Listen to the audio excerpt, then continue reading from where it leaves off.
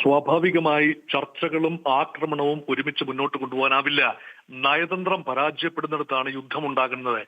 ഇവിടെ 3 റൗണ്ട് ചർച്ചകൾ, ആദ്യ റൗണ്ട് ഒമാനിൽ വെച്ചും രണ്ടാമത്തെ റൗണ്ടും മൂന്നാമത്തെ റൗണ്ടും ജനീവയിൽ വെച്ചും കൺക്ലൂഡ് ചെയ്യുകയും ജനീവയിൽ വെച്ചുള്ള മൂന്നാമത്തെ റൗണ്ടിൽ ഇറാൻ ഡ്രാഫ്റ്റ് പ്രപ്പോസലുകൾ, ലിഖിതമായ ചില നിർദ്ദേശങ്ങൾ മധ്യസ്ഥർ മുഖേന അമേരിക്കയെ സമർപ്പിക്കുകയും ചെയ്തു. അടുത്ത റൗണ്ട് ചർച്ച ജനീവയിൽ നിന്നും മാറി ഓസ്ട്രിയയിലെ വിയന്നയിൽ വെച്ചാണ് എന്ന രീതിയിലാണ്. അവിടെ അന്താരാഷ്ട്ര ആണവോർജ്ജ ഏജൻസിയുടെ പ്രതിനിധികൾ ഉൾപ്പെടെ ചർച്ചയിൽ പങ്കാളികളാകും. അവിടെ കുറച്ചുകൂടി ടെക്നിക്കൽ നേച്ചറുള്ള ചർച്ച നടക്കും എന്ന പ്രതീതി ഉണ്ടായിരിക്കുമ്പോഴാണ് ഇപ്പോൾ ആക്രമണം നടന്നിരിക്കുന്നത്. അത് പ്രത്യേകിച്ച് ഈ സമയക്രമം ഒന്നുകൂടി വളരെ ഗൗരവമായി നോക്കേണ്ടതുണ്ട്. American state secretary Marco Rubio തിങ്കളാഴ്ച ടെല്ലവീവിൽ എത്തുന്നു. ഇസ്രയേലുമായി കൂടിയാലോചനകൾ നടക്കുന്നു. അതിനുശേഷം മാത്രമേ യുദ്ധം ഉണ്ടാകൂ എന്ന പ്രതീക്ഷ നിലനിൽക്കുമ്പോഴാണ് ഇപ്പോൾ നാടകീയമായ രീതിയിൽ ഒരു പ്രീ എംപ്റ്റീവ് സ്ട്രൈക്ക് എന്ന നിലയിൽ അമേരിക്കയും ഇസ്രയേലും ചേർന്ന സംയുക്ത ഒരു വ്യോമ ആക്രമണം ഇറാന്റെ 2 നഗരങ്ങൾക്ക് നേരെ ഉണ്ടായിട്ടുള്ളത്. കാര്യമായ നാശനഷ്ടം ഉണ്ടായതായിട്ട് തന്നെയാണ് റിപ്പോർട്ടുകൾ വരുന്നത്. അതുകൊണ്ട് ഇവിടെ അമേരിക്കയുടെ ചില പ്രിഫറൻസുകൾ, ഇസ്രയേലിന്റെയും അമേരിക്കയുടെയും ചില പ്രിഫറൻസുകൾ, ഈ പ്രിഫറൻസുകൾ ഉറപ്പായി നേടിയെടുക്കണം എങ്കിൽ സമാധാന ചർച്ച കൊണ്ട് സാധിക്കില്ല. ഒരു പരിധിവരെ മാത്രമേ സമാധാന ചർച്ചകൾ, ആണവ ചർച്ചകൾ മുന്നോട്ട് പോകൂ. കാരണം 3-4 കാര്യങ്ങളിൽ ധാരണയാകാനുണ്ട്. ഇറാൻ ആകെ അനുവദിക്കുന്നത് സമ്പുഷ്ടീകരണം, ആണവ സമ്പുഷ്ടീകരണം, യുറേനിയം സമ്പുഷ്ടീകരണം കുറച്ചു കൊണ്ടുവരാം എന്നത് മാത്രമാണ് അംഗീകരിക്കുന്ന ഏക കാര്യം. പക്ഷേ മിസൈലുകളുടെ കാര്യത്തിൽ, സമ്പുഷ്ടീകരിച്ച യുറേനിയം നീക്കം ചെയ്യുന്ന കാര്യത്തിൽ, പ്രോക്സികളെ സഹായിക്കുന്ന കാര്യത്തിൽ, ഈവൻ ഭരണമാറ്റം ഉണ്ടാകുന്ന കാര്യത്തിൽ ഉൾപ്പെടെ ഇറാനുമായി ഇപ്പോൾ ചർച്ച ചെയ്യാവുന്ന ഒരു നിലയിലല്ല അമേരിക്ക. സ്വാഭാവികമായി ഒരു ആക്രമണം മാത്രമാണ് തങ്ങളുടെ മുന്നിലുള്ള വഴി എന്ന് അമേരിക്ക ചിന്തിച്ചതിൽ ഒരു പക്ഷേ അത്ഭുതപ്പെടാനില്ല. പക്ഷെ ഈ സമയത്ത് നടക്കും, പ്രത്യേകിച്ച് പകലിന്റെ ഒരു സമയത്ത് നടക്കുന്നത് അത്ഭുതകരമായ ഒരു കാര്യമാണ്. കാരണം മുൻകാലങ്ങളിൽ നടന്ന ആക്രമണം എല്ലാം തന്നെ രാത്രിയുടെ മറവിലാണ്. കഴിഞ്ഞ സമീപ ഭൂതകാലത്ത് നടന്ന ഏതാണ്ട് എല്ലാ വ്യോമാക്രമണങ്ങളും രാത്രിയിൽ യുദ്ധം തുടങ്ങുന്നു എന്ന രീതിയായിരുന്നു. അത് ഓപ്പറേഷൻ സിന്ദൂർ സമയത്ത് ഇന്ത്യ പാകിസ്ഥാൻ യുദ്ധത്തിൽ നമ്മൾ കണ്ടു. അതുപോലെ മുൻപ് നടന്ന ഇറാൻ ഇസ്രയേൽ യുദ്ധത്തിൽ കണ്ടു. ഏറിയൽ ഒബ്ജക്ട്സ് എല്ലാം തന്നെ പോയിരുന്നത് രാത്രിയിലാണ്. ഇപ്പോൾ ഒരു ചേഞ്ച് എന്ന നിലയിൽ ഇപ്പോൾ പകൽ സമയത്ത് ആക്രമണം നടന്നിരിക്കുന്നു എന്ന് തന്നെ ഇതിനകത്ത് ഒരു വ്യത്യസ്തത, ആരും പ്രതീക്ഷിക്കാത്ത ഒരു സമയം തെരഞ്ഞെടുത്തു എന്നതാണ് ഇതിന്റെ പ്രത്യേകത. ഒരു കാര്യം കൂടി എടുത്ത് ചോദിക്കട്ടെ. കഴിഞ്ഞ തവണത്തെ ആക്രമണം നമ്മൾ കണ്ടതാണ്. അമേരിക്കൻ ബോംബർ വിമാനങ്ങൾ ഉപയോഗിച്ചുള്ള ഇറാന്റെ ആണവ നിലയങ്ങൾ, പ്രധാനപ്പെട്ട ആണവ നിലയങ്ങൾ ലക്ഷ്യമിട്ടുള്ള ആക്രമണങ്ങൾ നമ്മൾ കണ്ടതാണ്.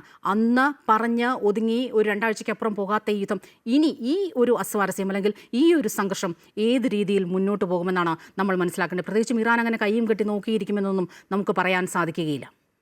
കഴിഞ്ഞ പ്രാവശ്യം 2025 വർഷം നടന്ന ആക്രമണങ്ങൾ രീതി നോക്കിയാൽ ഇസ്രയേലും ഇറാനും തമ്മിൽ 12 ദിവസം നീണ്ടുന്ന യുദ്ധം.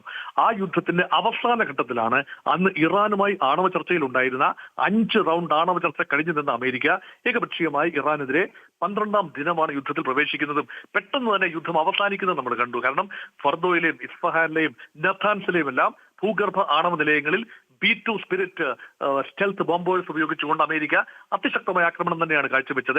സമാനമായ രീതിയിൽ ഇപ്പോൾ ആക്രമണം, ഏതായാലും ആണവ നിലയങ്ങൾക്ക് നേരെ ആക്രമണം നടത്തിയതായി ഇപ്പോൾ റിപ്പോർട്ടില്ല.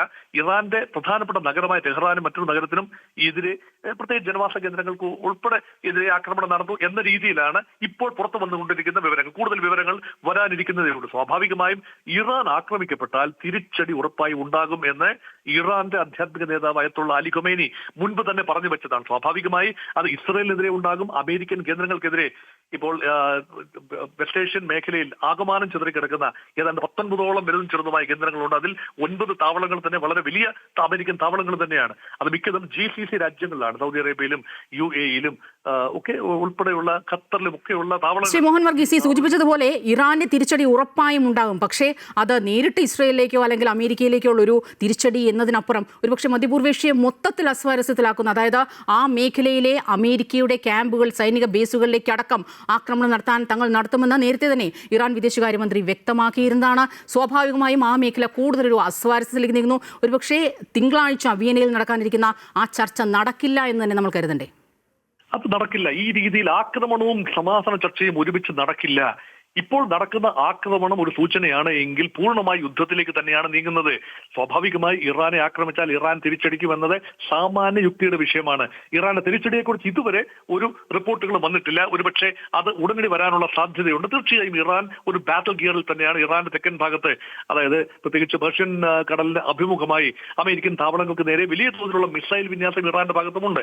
ഏറിയൽ സുപ്പീരിയോറിറ്റി ഒരുപക്ഷെ അമേരിക്കയ്ക്കായിരിക്കാം. പക്ഷേ ഇറാന് സ്വാഭാവികമായ ഒരു തിരിച്ചടി കപ്പാസിറ്റി ഉണ്ട്. പേർഷ്യൻ ഗൾഫ് മേഖല ആകമാനം. അതാണ് ഒരു മേഖലാ യുദ്ധം എന്ന നിലയിലേക്ക് യുദ്ധം ഉറപ്പായി വ്യാപിക്കുമെന്ന ഇറാന്റെ ത്രട്ട് കുറെയൊക്കെ വലിക്കാനുള്ള സാധ്യതയുണ്ട്. അതുകൊണ്ട് ആ മേഖലയാകമാനം സംഘർഷഭരിതയാവുകയാണെങ്കിൽ ഇന്ത്യക്കാരുൾപ്പെടെ, കേരളീയർ ഉൾപ്പെടെ, മലയാളികൾ ഉൾപ്പെടെ ലക്ഷക്കണക്കിന് ആളുകളാണ് പ്രദേശത്ത് താമസിക്കുന്നതെന്ന് ഓർക്കണം.